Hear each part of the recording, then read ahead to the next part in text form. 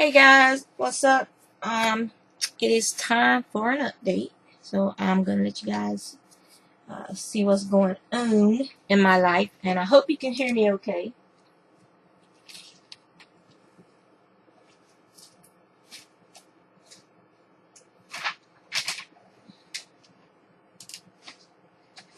I have a couple of commissions that I'm working on. One is a granny square shawl. The other one is going to be the Go Team Throw in Auburn Tigers colors from Red Hearts Teen Spirit yarn. Since I didn't have any here, I had to order the yarn offline. And these are the colors for the shawl I'm working on right now.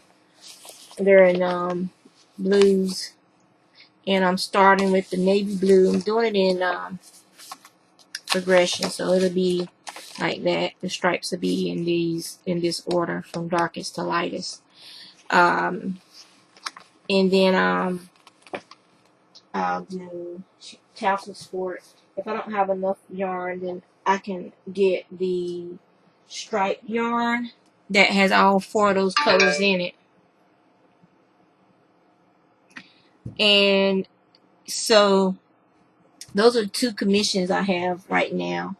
I'm also developing a pattern that is being tested. Thank you, Alicia, Peg, and Jenna for testing this pattern for me. For the fish hat. If you guys follow me on Facebook and DeviantArt and other social media areas, Twitter, then you guys have seen pictures of the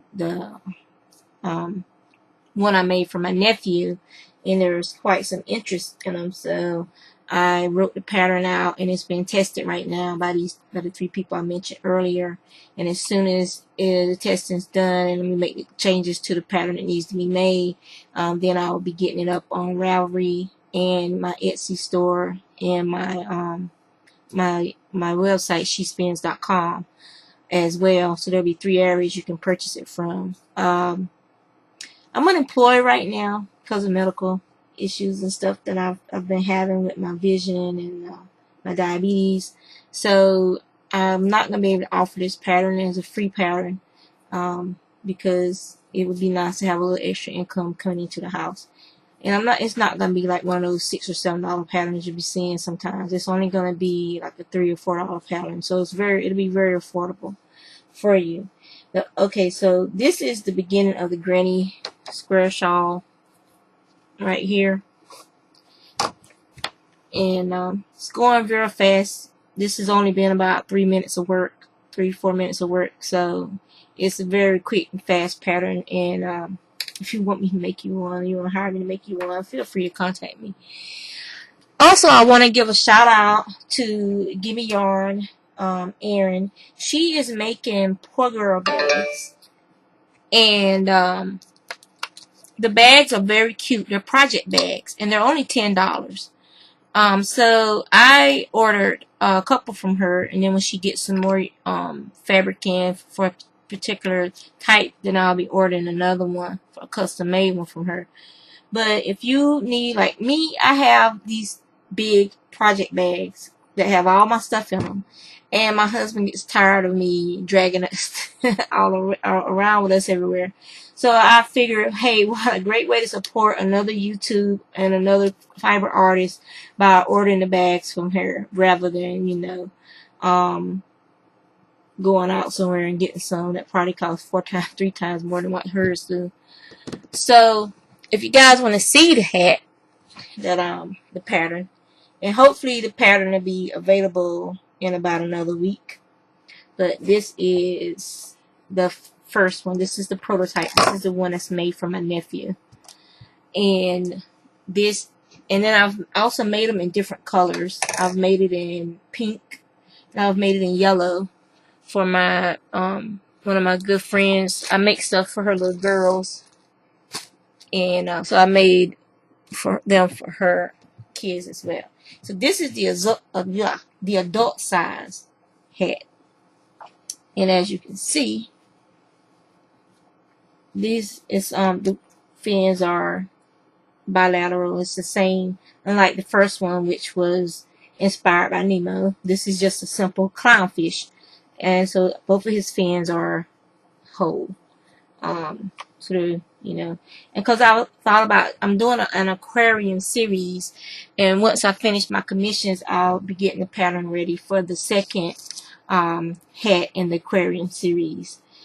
So wish me luck with that. I also have a knit pattern that I did for one of my daughters, and I wrote it down. I have to find it because people were interested in that hat pattern, and I have to find my notes from where I did it, and so I can write it out properly and then get that up as well. So hopefully I'll have a little bit of income coming in for this. Now, I've been spinning this yarn that you see on the spindles to complement my Malabrigo yarn that I got. This is Malintosh. This is to make the pearl bumps on the hat project that I'm going to be working on for one of the hats. So it's like Malintosh and one skein of Malabrigo for one hat. And then we have the Malabrigo and the red yarn I'm spinning for the other hat. And I'll show you guys the hat. It's in book 3 of the Malabrigo book that just came out. Roz just got these in the shop last week. We were there when the box arrived. So I went ahead and got my book. But that's the hat right there. And it's a very simple hat design. But I wanted to use some hand spun for the accents on one hat. And I'm going to use this Malintosh for the accents on the other hat. And and if you're going to get one of the books, I think book 3 has the best patterns in it. There's also some errata for some of the patterns, so you need to check the Malabrigo website for the errata. Here, I'll just show you guys some of the projects in this book. Simple. Some of them are simple. Some of them aren't so simple, but they're all gorgeous projects in this book. I like book 3 out of all of them. There's 4 books. And I really like book 3 out of all of them. I think there's a errata for this shawl as well. But you gotta check their site. And it wasn't extensive errata. It's just only like maybe like one or two things were left out of a pattern. And that usually happens during the editing process. But sometimes the technical editors aren't knitters and they don't understand that a pattern has everything for a reason. You know. So okay, so let's see. Projects I'm working on. Oh yeah. There's also this out of the way.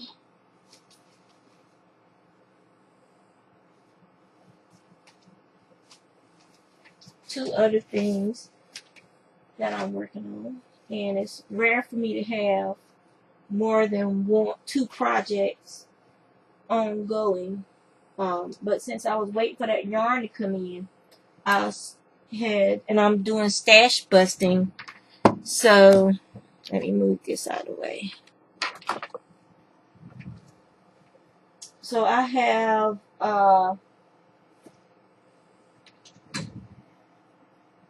have this Be Sweet yarn.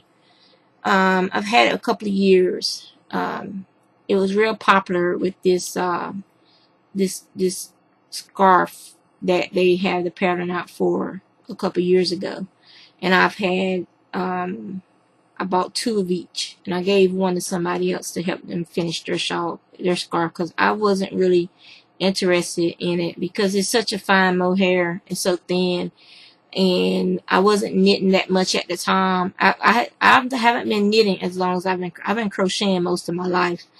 I've only been knitting about 4 years now. Let's see, 2000. I think I started learning to knit from a class in 2000. I want to say 2008 or 2009. I haven't been knitting that long, so I wasn't ready to use this. As you can see, I have big hands. So me and little fine yarns don't usually get along very well. But unlike crochet, where I would probably use a finer hook for this, with knitting I could use the large needles. And so this is the effect I get I'm using one strand of this alpaca linen blend from Windswept Farms, of course. And it's a single ply. And I'm using one strand of the Be Sweet. And so I'm using size 11 needles. And these are knit picks, Zyphers. I got these when I first started knitting. I got the set because I figured might as well. It was a sale that they were having. So I just went ahead and got the set. And I love these needles.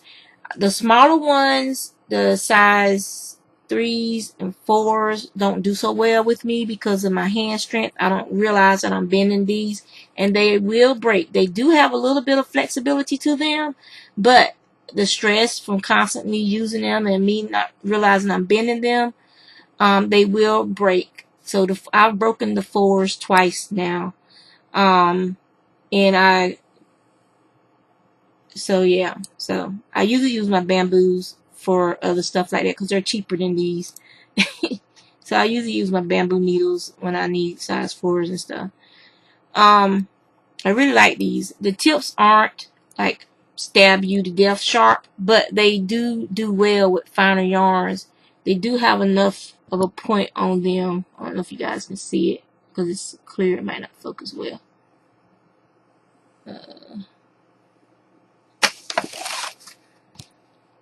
Let me see. There you go. So they do well with lace. And so this is a very simple, very easy knit lace pattern. And you start with, you cast on 2, churn, yarn over, knit, churn, yarn over, knit. That's all you do with this pattern. And the yarn overs at the beginning of each row will be like these loops on each side. And when you finish your project, you can take these loops and you can do fringe on them, or you can pick them up and do a crochet border, or you could do a knit border through these loops. I mean, you have a lot of options. You can pin it when you block it. You can pin like maybe every 4th loop. You could pin a point to it. It just has a lot of options with this particular pattern, with what you can do with those loops on the end, or you can just leave it like that and those loops will form a little decorative edge. But it's very easy, very simple knit shawl pattern, and it's a triangular shawl because you're increasing on every row at the beginning of the row. So this is what it looks. This is like the beginning of the pattern, so you can see it has the loops going down the side.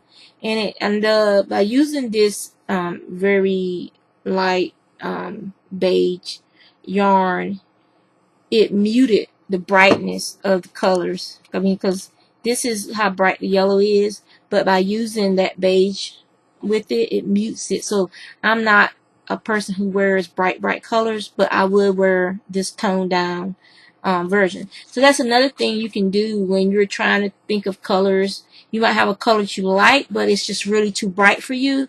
If you take and you carry it with another yarn that kind of tones it down, then you might actually like that particular yarn.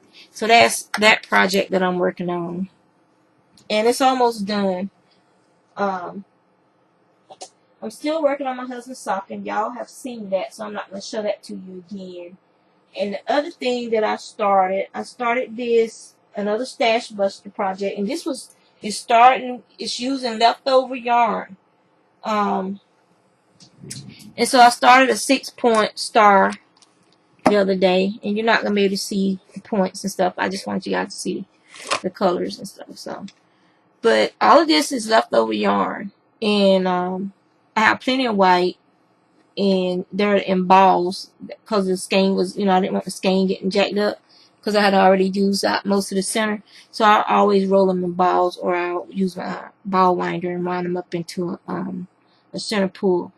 And this is leftover yarn from a hat that I did for one of my daughters. And this was leftover yarn from a baby blanket and scarf. And then this was that leftover yarn that I got from the Mills End from AC Mortar. You guys have seen this in one of my videos too. And I had used 2 strands to make, it's a basic hat and scarf and stuff with this. I think I did just a crochet fingerless gloves with it too. But I still had a fair amount of it left over. I think I might have a couple of balls of it still. I gotta look to make sure. Because if I still have some of this left, I know I have some more of this green, then I might just do the rest of this blanket in the whites. This, I think it's called Chocolate and Cherries. I think it's, I can't remember if it was a Caron yarn, but it was in the Mills End bin.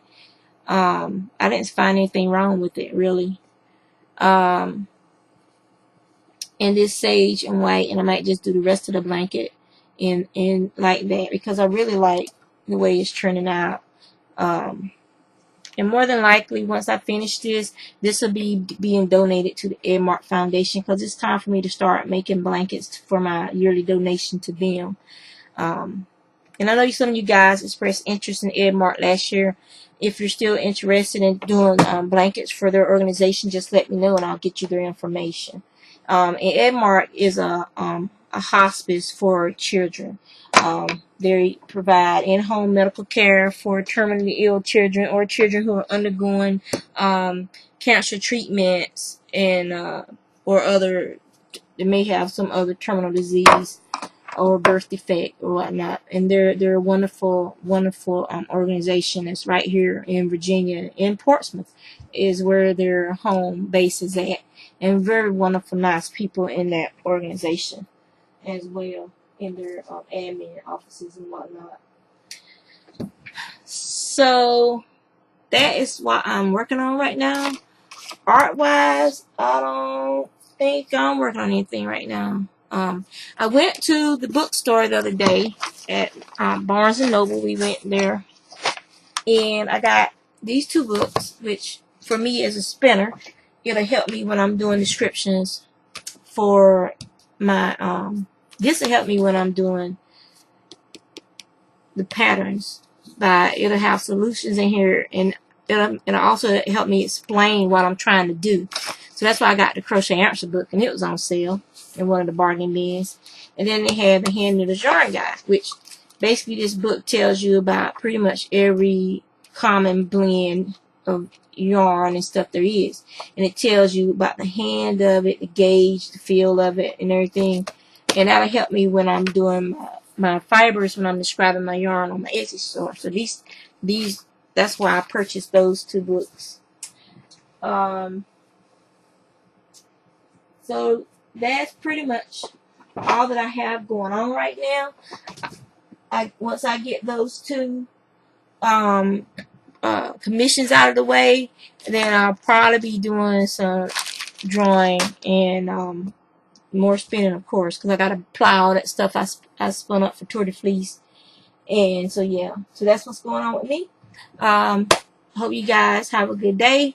Don't forget to check out Erin. Give me yarn. I think how to say her name. Give me yarn. Let me see.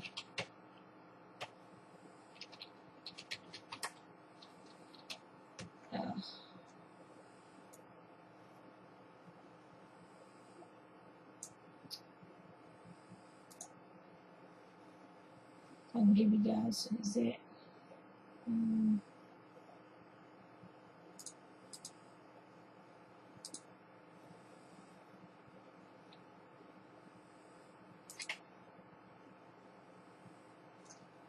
Give me yarn 418. So that's her YouTube tag. It's GIMMEYARN 418. So you guys can check out her Poor Girl bags that she's selling on Etsy. They're very, very cute and very affordable. So if you need some project bags, they'll carry around like a sock project or a hat project in, mittens and gloves. Because I'm taking that mittens and gloves shop over on Etsy because I want to learn how to do the fingers for gloves. I do fingerless gloves all the time, but I want to learn how to do the fingers for glove with knitting. And so that's why I'm taking that class. And I got it while they were having that sale on it. So yeah. Oh yeah, tips.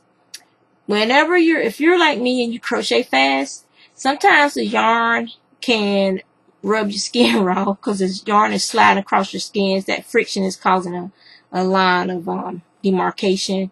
And basically you're getting a fiber burn from the yarn.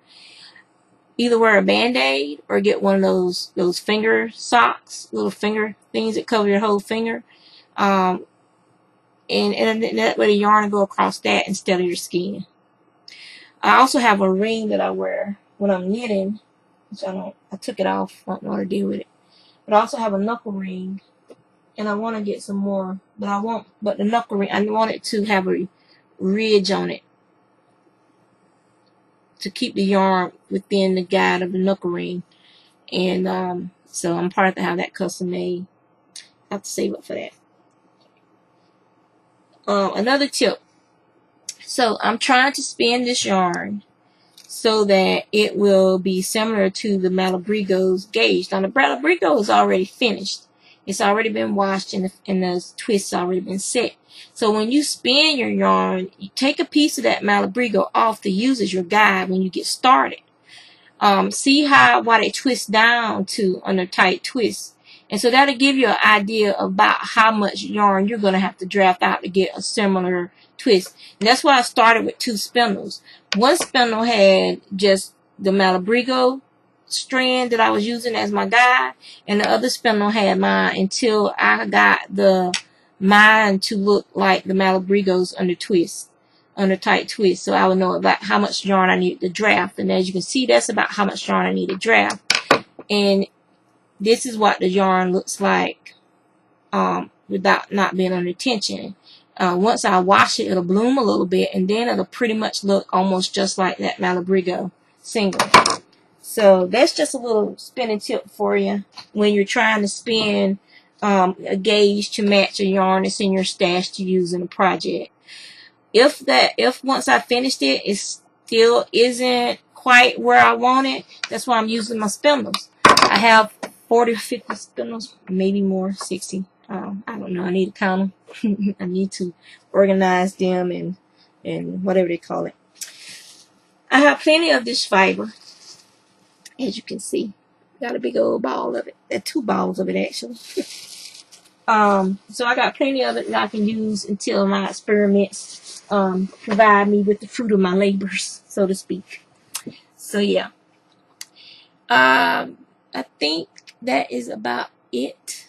I'm probably next week I gotta do some more dyeing and get some more stuff. I gotta get some more stuff added to my Etsy store.